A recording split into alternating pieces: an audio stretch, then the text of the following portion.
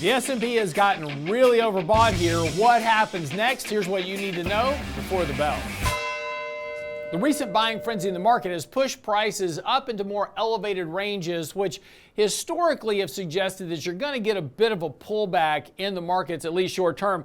Again, as we talked about yesterday, markets have now pushed up into 3 standard deviations above the 50-day moving average. Now, that may not seem like a dramatic issue, but again, historically, when you start to push prices that far above the moving average is going to act a bit like gravity and pull those prices back down. We saw a little bit of a correction yesterday, but not enough to really resolve that issue.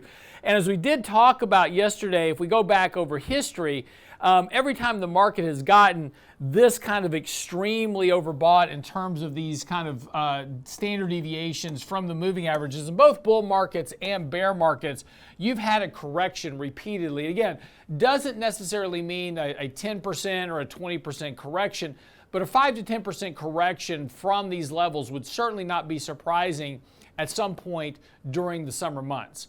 But there's also another issue that may be contributing to that potential for a pullback in the market as well, and that's the volatility index. Over the last couple of weeks, as the real kind of AI speculation chase has really kind of taken front and center in the media, as well as a lot of the stocks, Nvidia, AMD, and others have just taken off running to kind of new heights.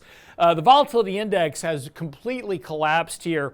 It's now trading, as opposed to the S&P trading 3 standard deviations above the moving average, the volatility index is trading 3 standard deviations below the moving average, which suggests that eventually you're going to see a reversal in volatility. In other words, a pickup in volatility that will be caused by some, event in the market, whatever it is. Could it be an unexpected jump in jobless claims, or maybe the Federal Reserve becoming a lot more hawkish next week on their Fed rate hikes?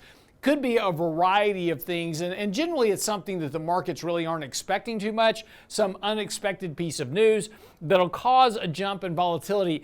That jump in volatility will coincide with a correction within the market. So with markets very overbought and the volatility index very oversold, this is probably a good time to take a bit of profits in stocks that have really had outsized returns this year as a function of just what's been happening with market dynamics.